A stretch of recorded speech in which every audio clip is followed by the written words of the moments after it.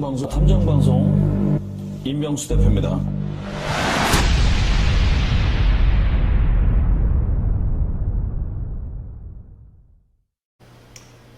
안녕하십니까. 탐정방송 임명수 대표입니다. 오늘이 2020년 5월 21일입니다. 20일. 둘이 하나가 되는 날. 그래서 부부의 날입니다. 오늘. 결혼을 하신 분도 계시고 안 하신 분도 계시겠죠. 저는 결혼을 했습니다. 아이들도 많고요. 감히 질문을 드리겠습니다. 여러분, 혹시 외도를 하셨던 경험이 있나요? 아니면 혹시 썸을 좀 타고 있는 중이신가요? 내 배우자 이외의 다른 여성 또는 남성과 부부의 세계라는 드라마, 김희애가 나오는 오늘 부부의 세계라는 드라마 이야기를 하면서 불륜의 세계도 같이 한번 이야기를 해보겠습니다. 이혼 소송 또는 상간남 또는 상간녀에 대한 위자료 청구 소송을 위해서 증거를 수집하는 소송 증거 수집, 또 탐정의 업무입니다. 그 미국의 타이거 우즈 유명한 골프 왕제 섹스 중독 환자예요. 그래서 계속해서 바람을 피니까 결국에는 이제 안 걸리려고 방탄차 안에 들어가서 외도를 하는데, 미국의 유명한 공인 탐정이 이 특수 적외선 카메라를 가지고 그 방탄차를 뚫을 수 있는 열 적외선 카메라를 가지고 그 외도의 증거를 잡아내요. 이혼 소송 증거 수집, 소위 지금까지는 우리나라가 이제 탐정이 법제화가 안 돼 있었기 때문에 이 부분을 흥신소가 대체를 해왔단 말이에요. 근데 탐정의 여러 업무 중에 이 배우자 외도 소송 증거 수집도 엄청나게 중요한 탐정의 업무입니다. 여성분들은 또 이 공감 능력, 감성이 굉장히 풍부하잖아요, 남성들보다. 그래서 많은 공감을 하셨던 분들도 계시고, 나라면 어땠을까? 이혼을 할 것인가? 결혼하고 이혼하고 이런 거는 인생을 살면서 그렇게 흔한 일이 아니잖아요. 누군가를 만나서 시작을 하고 또 누군가와 헤어지고 시작과 끝을 내는 사건에 직면했을 때 평생에 한번 있을까 말까 한 일을 겪는 거예요. 그래서 이 사기도 좀 당하고 자꾸 그러는데, 자, 이게 이제 탐정이 법제화가 되면 많은 이제 필터링, 정화 과정이 있을 겁니다. 기존에 좀 문제 있는 업체들은 사라지게 될 거예요, 자꾸. 구미가 좀 당기죠. 우리가 매운 게 당기잖아요, 스트레스 받을 때. 밋밋한 맛보다는 자극적인 맛. 그렇게 구미를 당겼습니다, 시청자들의. 근데 남의 일 같지가 또 않아. 김희애 씨가 열연을 한 지선우가 일과 가정을 다 잡았어요. 그러니까 보통 옛날 드라마 이제 남성들이 성공한 그런 캐릭터로 많이 나오고, 그걸 좀 지고지순하게 많이 도와주고 했는데도 배신당하고 뭐 이런 여성들의 캐릭터가 이랬는데, 시대가 이렇게 많이 바뀌었다는 걸 보여주는 거예요. 나를 둘러싼 모든 것이 완벽한 거야, 이 여자 입장에서는. 그런데 갑자기 뒷박을 팍 때립니다. 이태호, 그러니까 박해준 씨가 연기한 이 남편이 외도를 해요. 이거를 지선우가 아는 순간, 자, 이태호의 지인들이 더 괘씸한 건 이 지선우 몰래 그의 외도를 숨겨주는데 일조합니다. 도와줬다라는 거. 충격적이죠. 자, 일본 놈들이 우리나라를, 일본 놈이라고 하면 그렇지, 일본 사람 영상을 볼 수도 있으니까, 우리나라를 침략을 했을 때 남의 나라를 침략한 건 정말 잘못됐는데, 그 일본의 침략 행위를 도운 우리나라 민족 친일파 사람들이 매우 더 나쁜 거죠. 그런 것처럼 이 괘씸한 어떤 감정을 이루 헤아릴 수가 없을 것 같아요. 이 지선우의 믿었던 친구마저 이중첩자 노릇을 하면서, 그럼 날 죽이겠다는 거하고 똑같은 거죠. 그래서 지선우의 이 몰락을 한편으로는 기다린 인간들이다, 이렇게. 자, 남편의 내연녀가요, 나 임신했어, 당신 남편 애가 됐어, 이런 임신 사실을 넌지시 흘리면서 감히 지선우에게 도발을 합니다. 네가 이러니까 내 아들이 바람폈지. 시금치도 안 먹는다고 해요, 시자가 들어가서. 너 때문에 내 아들이 바람펴 라고 지선우 탓으로 돌리는 시어머니. 나 이사 가기 싫어, 그러니까 이혼하지 마, 그냥 이렇게 얘기하는 아들. 이 사람들이 전부 다 내 편인 것처럼 보이지가 않는 거죠. 내가 다 이루었다라고 생각했던 주변 것들이 역으로 자기를 전부 다 위협하는 적으로 생각이 될 때 이 심정이 어떻겠어요? 나라면 어땠을까? 불륜 소재 드라마의 가장 공통점은 공감을 할 수 있다는 거니까 남편이 외도를 한 적이 있거나 뭐 본인이 외도를 한 적이 있거나 이 부부끼리 오늘 부부의 날이니까 부부끼리의 문제는 사실은 참 어려운 거예요. 우리가 사랑에 빠졌을 때 어느 정도 세월이 지나고 나면 실증이라는 게 나잖아요. 권태기도 오고. 그럼 내 몸속에 호르몬 어떤 자연의 이치인데 평생 한 여자 또는 한 남자를 사랑하는데 장담하고 자신할 수 있는 사람이 뭐 전부 다 100%는 아닐 수 있잖아요. 지선우가 과연 어떻게 이걸 해결해 나갈 것인가가 이제 내가 지선우가 되어서 공감을 하게 되죠. 자, 남편 이태호의 생일 파티 현장에서 외도 증거를 발견을 한 지선우의 대사입니다. 이 지옥 같은 고통을 어떻게 해야 돌려줄까? 남김없이 공평하게 완벽하게 라고 혼잣말로 울분을 억누릅니다. 모두의 이목이 집중된 자리에서 지선우는 아무 일도 없다는 듯 이태호에게 입을 맞추고 복수의 갈라를 갑니다. 자, 배우자 외도 사건으로 저희 사무실을 찾아오는 많은 분들의 특징은 일단 멘탈이 붕괴가 돼요. 그리고 울고불고 난리를 칩니다. 그래서 청심환도 삼매기고 그래요. 처음에 포커페이스를 유지를 꼭 해야 돼요. 증거를 잡아야지 이혼을 할 거 아닙니까? 이혼을 하든 복수를 하든 남김없이 공평하게 완벽하게 복수를 하려면 참아야 된다는 거예요. 내가 눈치챘다라는 걸 죽기 살기로 목숨 걸고 참으십시오. 그래야 복수를 하든 말건 할 거 아닙니까? 내가 전쟁을 하는데 내가 쳐들어간다 시끄럽게 떠들면서 하면 그 사람들 방패를 가지고 준비할 거 아닙니까? 첫째 이런 대사가 나오더라고요. 내 언니한테 이런 얘기를 해요.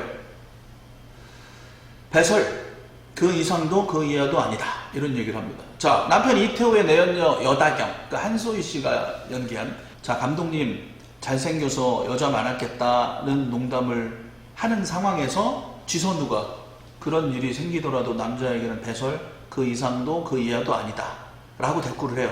그러니까 그 내연녀 입장에서는 정말 그런가?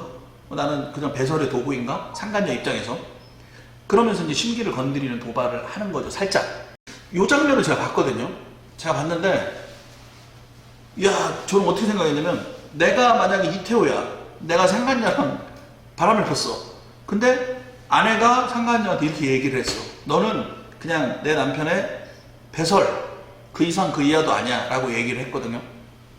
그러니 여성 입장에서 판단할 때 사랑은 나랑 하는데 그냥 육체적으로만 널 갖고 노는 거야 라고 해석을 하는 거잖아 이 얘기가. 근데 과연 그럴까라는 생각을 했습니다. 이 영상을 보시면서 여성분들이 엄청나게 댓글에 악플을 달을 수도 있어요. 저한테 연락할 수도 있고. 그런데 남자는 있잖아요 되게 바보 같아요. 그래서 이렇게 바람을 피게 되는 상황이 만약에 생기잖아요. 그러면 물론 이 사람은 이제 속에 있는 걸 억누르고 뭐 분노를 멈추고 내가 복수를 하기 위해서 이런 자기만의 절차를 밟는 거이긴 하지만 아예 바람을 못 피게 하려면 믿지 마세요. 남편을 안 믿는 게 좋습니다. 나는 나를 본처를 사랑하고 내 연녀를 갖고 노는 배설물 정도로 생각하는 게 내 남편이야 라고 생각한다면 상처를 받을 수도 있어요. 왜냐면 제가 왜 이런 얘기를 하냐면 이혼 소송을 한다면 이혼을 딱 하잖아. 상간녀 상간남 때문에 이혼을 해. 근데 걔랑 되게 잘 사는 경우도 꽤 많아요. 걔한테는 그게 사랑인 거야. 그 사람한테는. 그러니까 형법 241조 간통죄에서 바람을 피든 성적 자기결정권은 국가가 개입하지 말라라고 해서 형법 241조에 있던 간통죄가 위헌으로 형법에서 빠져나가요. 그러니까 형법에서 빠져나갔다라는 건 내 배우자가 바람을 펴도 경찰 불러도 안 온다니까. 그러니까 국가에는 개입 안 하겠다는 거예요. 니네들이 알아서 해라. 그렇다고 해서 바람을 피는 게 잘했다라는 건 아니죠. 도덕적, 윤리적, 우리 형법만 법이 아니잖아요. 그러니까 아까 제가 이전 영상에도 말씀드렸지만 오죽 윤리적으로는 도덕적이건 어떤 다른 걸로도 안 되고 끝까지 안 되는 애들한테 법의 제재를 가해서 감옥을 가는 거거든요. 걔네들이. 그렇게까지만 안 하겠다. 최소한 국가에서 개입하겠다라고 해서 241조가 위헌이 돼서 간통죄가 불법이 아니다라고 된 거지 그게 합법이라는 건 아니라니까. 민사적으로는 소송을 할 수 있고 도덕적으로는 괘씸하지. 입장을 바꿔놔 보세요. 내 배우자가 누군가와 바람을 피웠다라고 역지사지를 딱 해보시라고. 그러면 정말 경천동지할 노릇이죠, 여러분. 그렇기 때문에 도덕적인 윤리적인 이러한 것들은 정말 나쁜 새끼야, 나쁜 년이고 바람피는 애들은 잘못돼서 혼나야 돼. 응징을 해야 돼. 그래서 이제 타이거 우즈처럼 우리도 민사소송에 있어서 징벌적 손해배상제도가 많이 들어올 거예요. 우리나라도. 이 부분은 제가 법적인 것도 나중에 한번 다뤄드릴 거고, 한편으로는 이런 심리가 있더라고, 여성분들이. 그래도 남편을 믿는 거야. 자, 이 사람을, 이 여자를, 이 상간녀, 이녀를 당신이 사랑한 건 아니지? 당신 몸이 원해서 그냥 실수한 거지? 그렇게 대답을 듣길 원한다고. 그리고 대부분 남자들은 그렇게 변명을 합니다. 걸리면 그냥 노는 거야, 그 여자랑. 그 여자가 뭐 이렇게 했으니까 사랑은 당신이랑 해 라고 하지만, 제가 남자로서 남자한테 질문을 던지고 싶은 거죠. 여성들이 생각하는 어떤 그런 디테일한 감정의 복잡성과는 좀 거리가 멀다, 남성은. 해설 그 이상도 그 이하도 아니야 라고 하는 건 여성의 공감을 사기에는 충분했습니다. 쌤통이기도 해요. 너는 그냥 상간녀일 뿐이야, 내 남편의 놀이개일 뿐이야, 이 쌍땡땡아. 뭐 이거 아주 좋습니다. 통쾌해요. 그러나 남자인 제가 볼 때는 과연 이게 100%는 아닐 것이다. 이태호의 담당 회계사가 있어요. 손재혁이라는 사람이 등장을 합니다. 자, 이태호의 담당 회계사인 손재혁에 도움이 필요해, 이 김희애, 지선우가. 근데 이 지선우가 그 남편의 이태호의 담당 회계사와 자요. 하룻밤을 보냅니다. 손재혁이 이런 말을 하는 거야, 회계사가. 바람은 남자의 본능이야 라고 이야기를 해. 그러니까 이 지선우가, 김희애가 이렇게 받아칩니다. 본능은 남자한테만 있는 건 줄 아냐? 이러는 거예요. 본능은 남자한테만 있는 게 아니야 라고 이야기를 하면서 응수를 해요. 완전히 그냥 막 가는 거잖아, 이제. 완전히 막 칼을 가는 거잖아, 그죠? 남편의 외도를 의심해 본 적이 혹시 있으신가요? 여성분들이 한 70%는 의심해 본 적이 있다라고 해요. 주변 사람들은 알고 나만 몰랐던 남편의 외도. 그러니까 내 친구들, 내 주변이 나를 다 속인 거야. 이랬을 때 당신은 어떻게 할 것입니까? 어떤 감정을 느끼겠습니까? 1등이 분노와 배신감을 느낀다. 그 다음에 이제 이혼소송을 준비한다. 자, 남편 내연녀가 여러분들보다 어리고 더 예뻐요. 그랬을 때 어떤 감정이 드실 것 같습니까? 대답이 절망적이고 비참하고 쓸쓸하다, 뭐 이런 대답이 나와요. 그다음 당신의 남편의 내연녀가 임신을 했습니다. 임신했다면 당신은 어떻게 하겠습니까? 이혼한다. 그리고 위자료 받아낸다. 그렇지만 이 아이들을 또 생각을 안 할 수가 없다. 뭐 이런 식의 대답들이 나와요. 자, 남편이 뻔뻔스럽게 외도를 부인합니다. 당신의 반응은 패 죽이고 싶겠죠, 그죠? 부인했다는 사실이 당연히 화가 난다. 그러니까 그럼에도 불구하고 그래도 뭐 좀 믿어보겠다라는 생각도 그 다음 이어집니다. 자, 이제 정리를 하겠습니다. 이혼을 결심했을 때 여러분들이 이혼을 할지 안 할지, 또 외도를 할지 안 할지 이렇게 순서대로 이제 가겠죠. 계속 yes or no, yes or no, yes or no 이렇게 쫙 진행이 됐어. 근데 밝혀졌어.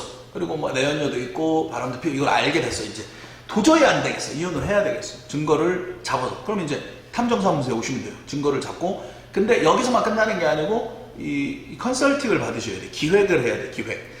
어떻게 치고 들어갈지 처음과 끝을 기획, 전문가의 도움을 받으시는 게 좋아요.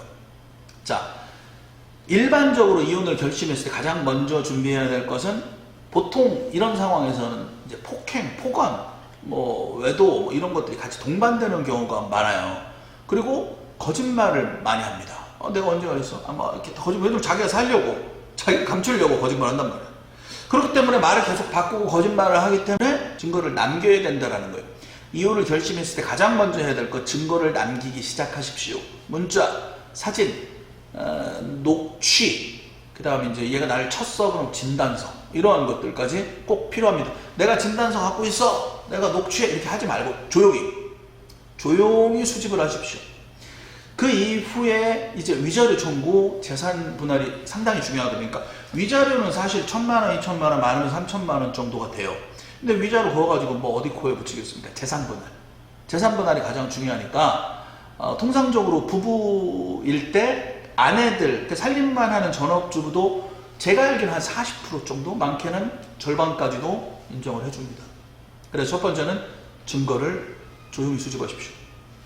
두 번째는요, 이혼 과정에서 어떤 계좌, 어떤 부동산, 자동차 이런 것들을 상세하게 적시하게 돼 있거든요. 뭐 주식, 뭐 예금 뭐 이런 것들이 전부 다 재산 분할의 대상이 되니까 이걸 공개를 할 수밖에 없어요. 그러니까 배우자의 재산에 대해 잘 파악을 해놔야지. 숨겨놓은 재산은 없는지, 숨기는 걸 잘 찾아내야 된다라는 거죠. 그러려면 어떻게, 속은 뒤집어지는데 이걸 찾아내려니까 감정 컨트롤이 안 되죠, 당연히. 그죠? 그게 쉽지 않은 거예요. 평생에 한 번, 두 번 올까 말까 하는 일이니까 그래도 참으세요. 나를 위해서. 전업주부인데요, 가계부 같은 거 좀 써놓으시는 게 좋습니다. 꼭. 자녀가 있을 때는 엄마가 얼마나 노력을 했는지에 대한 진술도 받아놓는 게 좋아요. 아이들한테. 남편 말고 이 상간녀 전현 있잖아요. 전현한테도 따로 소송할 수 있죠. 그 상간녀 소송은 또 별도로 진행을 할 수가 있다. 그것만 하고 남편하고는 또 남편 한번 용서해 줄 수도 있어요.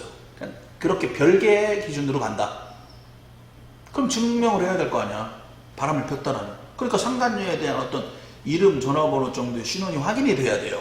그리고 문자, 사진 등의 어떤 둘이 내통을 하는 그런 증거를 확보를 해야지. 그리고 가장 중요한 건 너 싱글인 줄 알았는데요.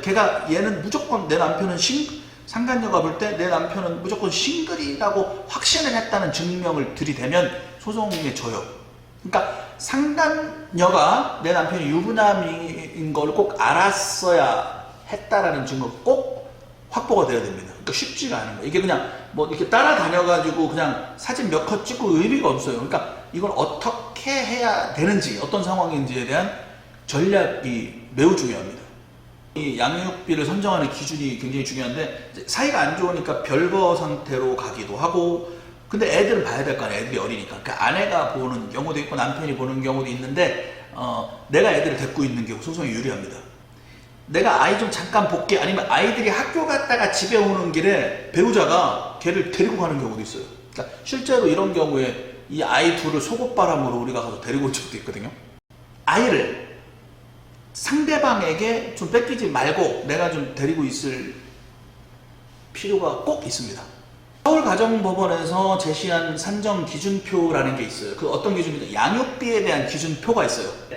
아이의 나이, 그 다음에 이제 돈 얼마 버는지도 중요해. 내 남편이 상대방 수입에 따라서. 그래서 최소 50만 원 이상, 최대 200에서 한 240, 50, 그 사이로 왔다 갔다 합니다. 통상적으로 한 100만 원, 120만 원 정도 양육비를 결정을 하더라고요. 그러니까 수입이 되게 적고 재산이 없다 그러면 7, 80만 원 이렇게 되는 경우도 봤어요, 우리가 실무에서. 이제 가장 중요한 거, 처음에 말씀드렸던 거 다시 말씀드립니다. 탐정은요, 염탐하는 사람, 뭔가 조용히 은밀하게 정보를 수집하는 사람이 탐정이라고 그랬잖아요. 내가 여기서 적진에 보내진 탐정이다 라고 하면 내가 탐정이라고 명찰 달고 가는 게 아니잖아요. 무역상이라든지 어떤 장사하는 사람이나 회사원이나 이러한 신분을 세탁한 다음에 적진에 들어가서 정보를 몰래 수집하죠. 그 다음 그 수집된 정보를 아군한테 주는 게 탐정이란 말이에요. 탐정은 간첩, 스파이, 밀정, 옛날 말로 세작, 이러한 용어로 대별된다라고 말씀을 드렸죠. 꼭. 그러니까 탐정이 하는 일은 의뢰인 입장에서 볼 때는 내가 영웅이지, 꼭 필요한 사람. 하지만 대상자 입장에서 볼 때는 내가 때려 죽일 놈이 되는 거예요. 이게 탐정의 숙명입니다. 그렇기 때문에 이혼 소송 시 증거 수집을 하는 것, 내가 할 수도 있고 탐정에게 의뢰할 수도 있지만, 가장 중요한 거, 처음에 말씀드린 것처럼 다시 말씀을 드리지만 비밀리에 하는 게 가장 중요합니다. 가장. 상대가 이혼 소송을 한다라는 낌새를 느끼고 그러면 이제 재산을 현금화해서 뒷장박을 놓을 수도 있잖아. 다른 사람 앞으로 돌려놓을 수가 있잖아. 그 다음 내가 뭐 걸리면 바람핀 거 뭐 위자료 너 1,000만 원, 2,000만 원 주고 끝내. 아니면은 상간녀의 위자료도 남편이 내주는 경우도 되게 많아요. 그러니까 그래, 나 이 여자랑 바람폈어, 이 여자랑 살 거야, 뭐 깜빵 들어가는 거 아니니까 2,000만 원, 3,000만 원 줄게, 위자료 내 거야 이거는. 그리고 이 여자 거야 이거는. 그럼 이걸 미끼를 주면 안 된다. 그래서 은밀하게 해야 된다. 물론 이제 낌새는 챘는데 재산을 못 돌리게 하기 위해 가압류를 걸어버리는 방법도 있긴 있어요. 그래서 가압류나 가처분 신청을 먼저 하는 것도 좋은 방법입니다. 이혼 소송을 미리 알리면 이거에 대한 대비를 할 수 있기 때문에 이혼 소장을 보내잖아요. 보내면 이 상대방의 이혼 소장이 도달될 거 아니야. 그 도달, 즉 송달이 될 때쯤 알리는 것도 좋다라는 거죠. 그 전략과 기획이 중요한 거예요. 그래서 탐정들은 항상 변호사와 법률 전문가들과 함께 합니다. 이혼이라는 거는 협의 이혼도 있고 내가 뭔가 이혼 조정 신청을 하는 방법도 있고 세 번째 이게 안 됐을 때 마지막에 소송 이혼이 있다. 세 가지로 정리가 되는데 거의 전쟁, 완전히 진흙탕 싸움이 된단 말이에요. 그래서 여기서 가장 중요한 건 비밀리에 해야 된다는 거, 포커페이스를 유지하는 게 매우 중요하다는 거, 그리고 그 유지만 하면 안 되잖아. 유지만 하면서 뭐를 해야 돼요? 소송 증거를 수집해야 될 거예요. 그래서 증거를 꼼꼼하게 간접적인, 직접적인, 정황적인 증거들을 비밀리에 수집을 해야 한다.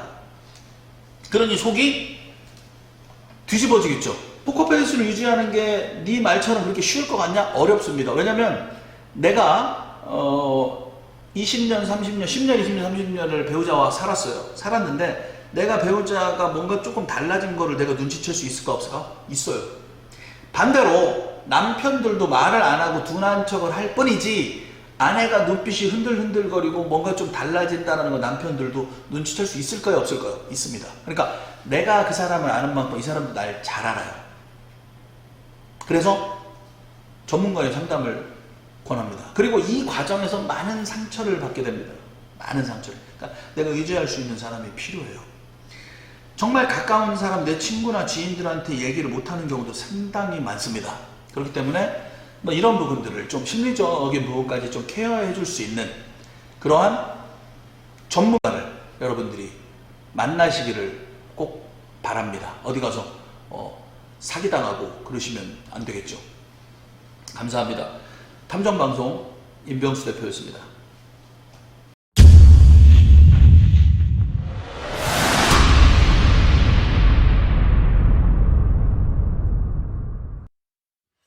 명품은 타의 추종을 불허합니다.